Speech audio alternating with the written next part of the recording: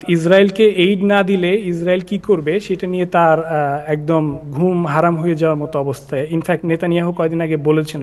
নিওকনরা আরেকটা জিনিস অপছন্দ করেছেন, সেটা হচ্ছে কাতারের প্রেসিডেন্ট ট্রাম্পের সফর এবং ইসরায়েলকে উপেক্ষা করা। তাকে এর আগে অনেকে বলেছেন যে ট্রাম্প ইজ এ খালিজি প্রেসিডেন্ট, অর্থাৎ ট্রাম্প হচ্ছে একজন উপসাগরীয় প্রেসিডেন্ট। কেন? প্রথম কথা হচ্ছে খুব সিম্পল, বেজাল লেভেলে, পার্সোনাল লেভেলে he likes wealth and aristocracy. এবং আজকে ওয়াশিংটন পোস্টের বরাত দিয়ে ইসরায়েলের পত্রিকা ইসরায়েল হাইয়ুম তারা রিপোর্ট করছে যে ট্রাম্প প্রশাসন গোপনে নেতানিয়াহুর গভর্নমেন্টকে থ্রেট করেছে যে আমরা তোমাদেরকে অ্যাবান্ডন করব যদি তোমরা যুদ্ধ বন্ধ না করো। এখন এগুলা ডিপ্লোম্যাটিক ইন্টেলিজেন্স ইনফরমেশন কতটুকু সত্য না অসত্য সেটা সময় বলে দিবে। জি ধন্যবাদ। আমি প্রথমে মোহাম্মদ বিন সালমানের একটা উক্তি দিয়ে কথা শুরু করতে চাই। বছর পাঁচেক আগে তিনি বলেছিলেন যে Gulf is the new Europe, the future is in Doha, in Dubai, in Riyadh, not in London, not in Frankfurt or Paris.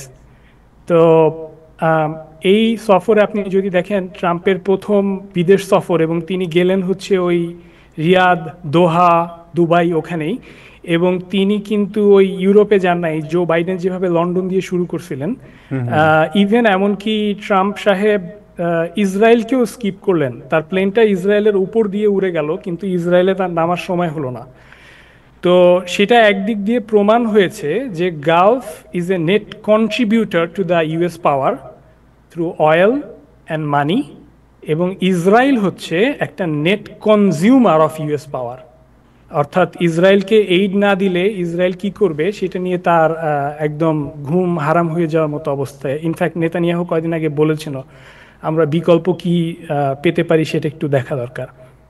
তো মেক আমেরিকা গ্রেট এগেইন এবং আমেরিকা ফার্স্ট, এই দুই নীতির জায়গা থেকে আমি মনে করি এক ঢিলে দুই পাখি মারার চেষ্টা প্রেসিডেন্ট ট্রাম্প করেছেন। প্রথমটা হচ্ছে bringing wealth back to the US, এটা যে তার স্লোগান, এটার মধ্যে তার নিজের স্বার্থও আছে। এই ট্যুরের আগে তার ছেলেরা মিডল ইস্ট আগেই সফর করেছেন, দুই ছেলে, এবং সেই ট্যুরে কিন্তু তারা রিয়াদ, দোহা, দুবাই সব জায়গাতেই ট্রাম্প বিজনেসের জন্য সেভারাল বিলিয়ন ডলার্সের চুক্তি অলরেডি এনশিওর করে এসেছেন।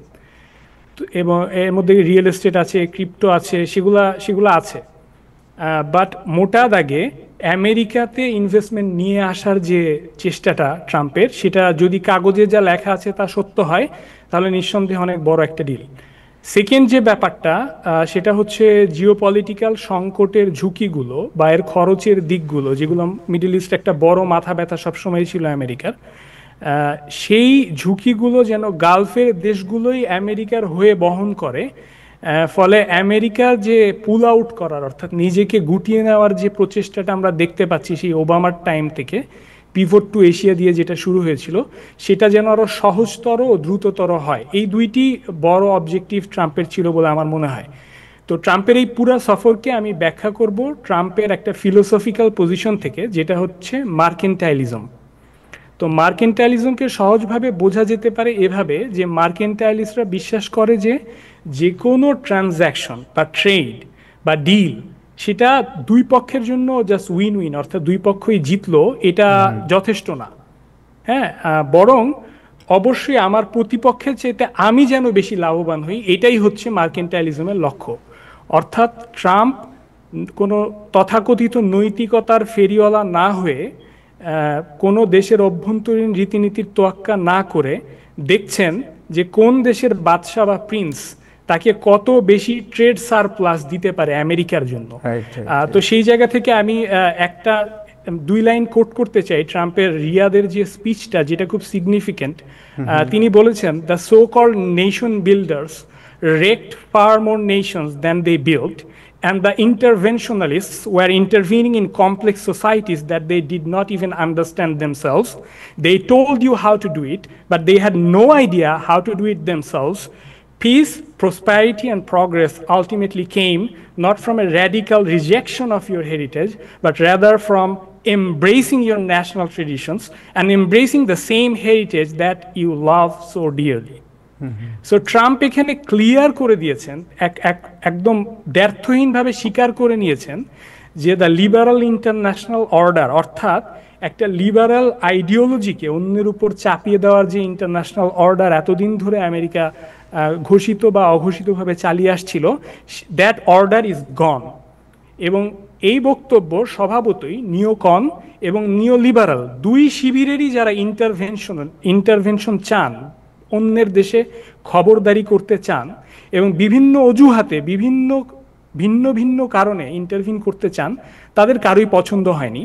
এবং নিওকনরা আরেকটা জিনিস অপছন্দ করেছেন, সেটা হচ্ছে কাতারের প্রেসিডেন্ট ট্রাম্পের সফর এবং ইসরায়েলকে উপেক্ষা করা। তো এখান থেকে যে ইঙ্গিতটা পাওয়া যাচ্ছে সেটা হচ্ছে লিবারাল ইন্টারন্যাশনাল অর্ডারটা প্রতিস্থাপিত হচ্ছে একটা মাল্টিপোলার পোস্ট নর্ম্যাটিভ, অর্থাৎ নীতির দোহাই দিয়ে যুদ্ধবাজি পরবর্তী একটা রিয়েলিস্ট ওয়ার্ল্ড দ্বারা, যেখানে স্ফিয়ার অফ ইনফ্লুয়েন্স থাকবে, যেখানে গ্রেট পাওয়ার্স থাকবে এবং বহু সার্বভৌমত্বের সিদ্ধান্তের মালিকদের পাশাপাশি প্রতিযোগিতাময় একটা অবস্থান থাকবে। তো সারা পৃথিবীতে যে একটা রিঅ্যালাইনমেন্ট হচ্ছে, আমরা সেটারই একটা মধ্যপ্রাচ্যীয় মঞ্চায়ন এখানে দেখলাম, যেখানে multilateralism is replaced with bilateral dominance এবং লিবারাল ভ্যালুজ আর রিপ্লেসড উইথ ব্যবসায়িক ডিল, এবং অ্যালায়েন্সেস আর just by contributions, not by commitments or ideologies. তো এটা হচ্ছে আমার overall assessment of this tour. Thank you so much. And then আমরা আরেকটা জিনিস খুব সিগনিফিকেন্ট যে জিনিসটি তার সফরের মধ্যে ছিল, সেটি ছিল যে তিনি হঠাৎ করে দেখলাম যত প্রিন্স যারা ছিলেন সবারই প্রশংসায় পঞ্চমুখ হয়েছেন, including MBS। What is the reason? Prince যারা ডেমোক্রেসিতে নাই, হিউম্যান রাইটসের অভিযোগ আছে, যাদের বিরুদ্ধে মানব হত্যার অভিযোগ আছে, এমন লোকদেরকে তিনি যেভাবে প্রশংসা করলেন, সেটা কাইন্ড অফ আনপ্রেসিডেন্টেড। এটা কারণ কি আপনার? এটাকে আমি একটা টার্ম দিয়েছি, সেটা হচ্ছে দ্য অ্যাস্থেটিক অফ অথরিটি। তাকে এর আগে অনেকে বলেছেন যে ট্রাম্প ইজ এ খালিজি প্রেসিডেন্ট, অর্থাৎ ট্রাম্প হচ্ছে একজন উপসাগরীয় প্রেসিডেন্ট। কেন? প্রথম কথা হচ্ছে খুব সিম্পল, বেজাল লেভেলে, পার্সোনাল লেভেলে he likes wealth and aristocracy. তার everything about him is aristocratic, so সেটা হচ্ছে পার্সোনাল। কিন্তু এটাও দেখতে হবে যে he also likes to act like a sovereign, যার রিয়েল অথরিটি আছে এবং এক্সেপশনাল সিচুয়েশনে ডিসাইসিভলি এবং কুইকলি অ্যাক্ট করার প্রকৃত পাওয়ার আছে। আমরা তার এক্সিকিউটিভ অর্ডারগুলোর দিকে তাকালে এটা দেখতে পাবো, তিনি সব কিছুকে বাইপাস করে খুব কুইক একটা ডিসিশন মেকিংয়ে যেতে চান। তো এই সফরেও উদাহরণস্বরূপ আপনি যখন দেখবেন যে গালফের নেতৃবৃন্দ সরাসরি ট্রাম্পের সাথে কথোপকথন, এবং তুরস্কের প্রেসিডেন্ট এরদোয়ান ফোন করে ট্রাম্পকে রিকোয়েস্ট করলো যে তিনি যেন সিরিয়ার উপরে যে স্যাংশন সেটা যেন উইথড্র করার ডিসিশন নেন, এবং ট্রাম্প সবাইকে অবাক করে দিয়ে স্যাংশনটা কিন্তু উঠিয়ে নিলেন, যেটার ব্যাপারে আগে থেকে কোনো হোমওয়ার্ক ছিল না, কিছুই ছিল না। এবং ওখানে উপস্থিত দর্শকরা সবাই উচ্ছ্বাসে ফেটে পড়লো এই স্যাংশন উঠায় নেওয়ার এই কুইক ডিসিশনটা। এই স্যাংশন প্রসেসটা যদি অন্য কোনো প্রেসিডেন্টের সময় হতো, it would have taken months just to have sorted out the procedures আর কি। তো এই যে প্যালেসেস, প্রিন্সেস এবং স্ট্রংম্যান, এগুলোর প্রতি ট্রাম্পের যে এক রকমের প্রেফারেন্স আমরা দেখতে পাচ্ছি, এটা পার্সোনাল টেস্টের বিয়ন্ডে আরেকটা জিনিসকে নির্দেশ করে, সেটা হচ্ছে যে তিনি একটা রিয়েলিস্ট এবং এফিশিয়েন্ট ওয়ার্ল্ড ভিউতে বিশ্বাস করেন, যেখানে কুইক সিদ্ধান্ত নেওয়াকে অনেক বেশি গুরুত্ব দেওয়া হয় লিবারাল প্রসিডিউরালিজম বা নিয়ম কেন্দ্রিকতার উপরে। তো সেই কারণেই আমরা দেখছি যে এই উপসাগরীয় শাসকদেরকে সার্বভৌম শাসক হিসেবে আলিঙ্গন করা, এটা স্পষ্টভাবে প্রতিফলিত করে যে তিনি আমলাতান্ত্রিক মাল্টিল্যাটারালিজম বা জটিলতাকে অসম্ভব ঘৃণা করেন। আমরা এই প্রথম দেখলাম যে সিরিয়ার যিনি এখন সরকার প্রধান, তিনি একসময় আল কায়দা বা ইসলামিক স্টেটের সাথে ইনভলভ ছিলেন, এবং তিনি পরে সিরিয়ার এখন লিডার, যেটা ভেরি আনপ্রেসিডেন্টেড যে আমেরিকার প্রেসিডেন্ট, যার একসময় আল কায়দার মতো সন্ত্রাসী নেটওয়ার্ক, ইসলামিক স্টেটের মতো সন্ত্রাসী নেটওয়ার্কের লিডার, তাকে এমব্রেস করলেন, তার পাশে দাঁড়ালেন, তার সাথে কথা বললেন, এবং সিরিয়ার আপনি জানেন যে এম্বার্গো লিফট করে দিলেন, দেন অন্যান্য বিষয়ে ঘটলো, রাইট? সো এতে আমরা যদি প্রশ্ন করি যে ফিলিস্তিন প্রসঙ্গ খুব একটা গুরুত্ব পেল না আমরা দেখলাম, সো আমরা যদি প্রশ্ন করি যে এই সফরের মধ্য দিয়ে আরব দেশগুলো কি পেল, কে বিজয়ী হলো, কে পরাজিত হলো, বা কে আপনার মানে লাভ ক্ষতির দিক থেকে কারা লাভবান হলো, কারা ক্ষতি হলো কার, আর আমেরিকাই বা কি পেল, তাহলে উত্তর কি হবে? জি, আমি আমেরিকা দিয়ে শুরু করতে চাই আর কি। তো তিনি আসলে তিনটা আরব দেশ মিলে যে $2.5 ট্রিলিয়ন ইনভেস্টমেন্টের প্রতিজ্ঞার কথা বলছেন, যদি এই কথা সত্য হয় তাহলে এই বিনিয়োগের টাকা আমেরিকাতে, এটাই সম্ভবত আমেরিকান ইতিহাসে একসাথে সবচাইতে বড় বিনিয়োগ। শুধু কাতার যে ইনভেস্টমেন্টটা করেছে বোয়িং এর ক্ষেত্রে, সেটা কাতারের একজন জার্নালিস্ট একটা শোতে একরকমের হিসাব করে বলেছেন যে সরাসরি 5 লক্ষ জব আমেরিকাতে নতুন তৈরি করার কথা এই ডিলের মধ্য দিয়ে, সরাসরি। এবং কাতারের দিক থেকে যদি দেখি, কাতার নিডেড বোয়িংস ব্যাডলি, কারণ তাদের 40 মিলিয়ন প্যাসেঞ্জার চালায় যে এয়ারলাইন্স, তার আসলে আধুনিকায়নের প্রচণ্ড দরকার ছিল। আপনার যদি কাতার এয়ারওয়েজে রিসেন্টলি উঠে থাকেন আপনারা এটা জানেন। এবং এখন যেটা হবে সেটা হচ্ছে যে এই যে বিরাট পরিমাণের ইনভেস্টমেন্ট আমরা এই গালফ থেকে আমেরিকায় আসতে দেখব, এটার কিছু অংশও যদি আসে, সেই ইনভেস্টমেন্টটাকে কিন্তু একটা লেভারেজ করতে পারবে উপসাগরীয় দেশগুলা। অর্থাৎ তারা বলতে পারবে যে তোমরা যদি আমাদের মিনিমাম কিছু শর্ত না মানো তাহলে কিন্তু আমরা এই ইনভেস্টমেন্টটা উঠায় নিতে পারি। এটা একটা হুমকি হিসেবে কাজ করবে। এবং আরেক দিক থেকে দেখলে হচ্ছে ইনভেস্টমেন্টটা যে তারা করছেন, এটা তারা তো নিশ্চয়ই ব্যবসা খুব ভালো বোঝেন।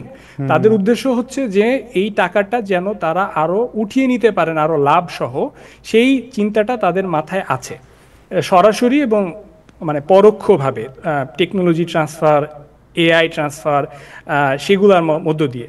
এবং একজন অ্যানালিস্ট বলেছেন যে Mohammed bin Salman outsmarted AIPAC this year, at least this year, যেই পরিমাণ টাকা তিনি ইনভেস্ট করেছেন সেটা এইপ্যাকের ইসরায়েলি লবির চেয়ে বড়। কিন্তু কথা হচ্ছে যে এমবিএস কি কেপাবল কিনা তার ন্যাশনাল ইন্টারেস্টকে প্রাধান্য দিয়ে ওই পরিমাণের স্ট্র্যাটেজিক একটা ম্যানুভারিং এর দিকে যেতে। সিরিয়ার প্রসঙ্গে যেটা আপনি বললেন সেটা সঠিক, যে সিরিয়ার যিনি লিডার সাহারা, বা আগে যার নাম জোলানি হিসেবে পরিচিত ছিল, তার মাথার উপরে বাউন্টি ছিল আমেরিকার তরফে, কারণ তিনি আল কায়দা আল নুসরার সাথে জড়িত ছিলেন, লিডার ছিলেন। তবে আমাদের ভুলে গেলে চলবে না, this is not the first time যে আমেরিকা এমব্রেসড এ টেরোরিস্ট। মানে ইতিহাসে যদি দেখেন, মেনশেম বেগিনের মতো, অথবা ইরগুন, যিনি ছিলেন ইরগুন লিডার, যেটা আমেরিকার স্টেট ডিপার্টমেন্টের ওয়েবসাইটে এখনও আছে, যে একটা জায়নিস্ট সন্ত্রাসী সংগঠন ছিল ইরগুন। ইৎজাক শামির, যিনি হচ্ছে স্টার্ন গ্যাং, এগেইন আরেকটা জায়নিস্ট প্রতিষ্ঠান, এরা পরবর্তীতে ইসরায়েলের প্রাইম মিনিস্টার হন এবং তাদেরকে আমেরিকা এমব্রেস করতে কোনো প্রবলেম হয় নাই।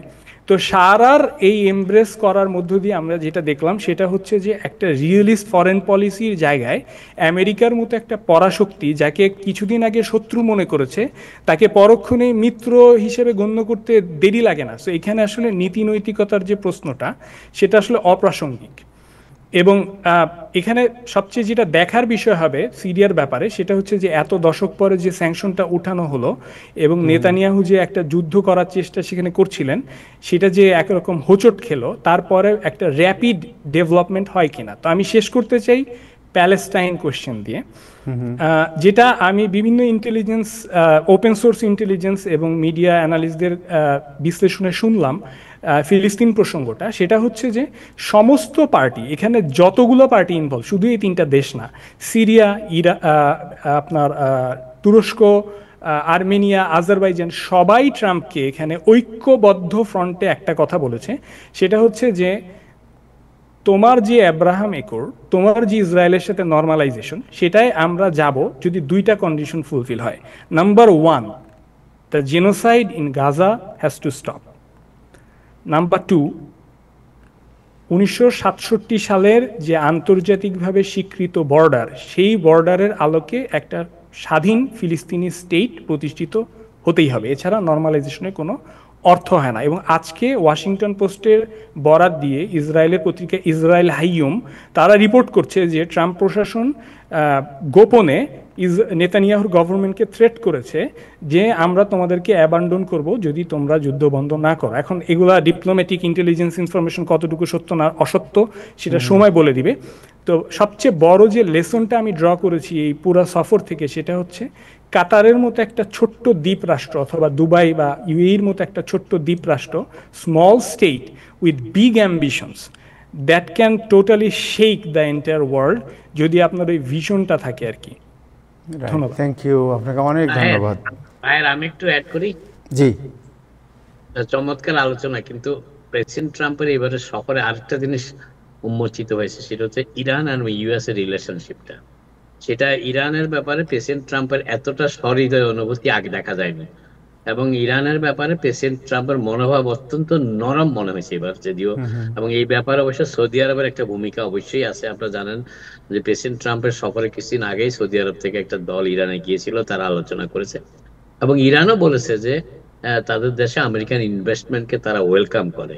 যদিও এই তিনটা দেশের ইউএস ইনভেস্টমেন্টের যে কথাগুলো এসেছে তার কারণে এটা চাপা পড়ে গেছে। আরেকটা ব্যাপার হচ্ছে যে Boeing company almost out of business হওয়ার পথে ছিল ইউরোবাসের সাথে, মানে ইউরোপিয়ান যে ফ্রান্স এবং ইংল্যান্ডের যে এয়ারবাসের ইন্ডাস্ট্রি যেটি তার সাথে, অতএব বোয়িং কে মূলত সেভ করলো কাতারের এই ইনভেস্টমেন্ট। এবং ইট ইজ ভেরি, শুধু 5 লক্ষ জব নয়, এর পাশাপাশি সেখানে যে ইনফ্রাস্ট্রাকচারটা এই সময়টা লাগবে, সিয়াটল শহরটা will be very much benefited from this investment.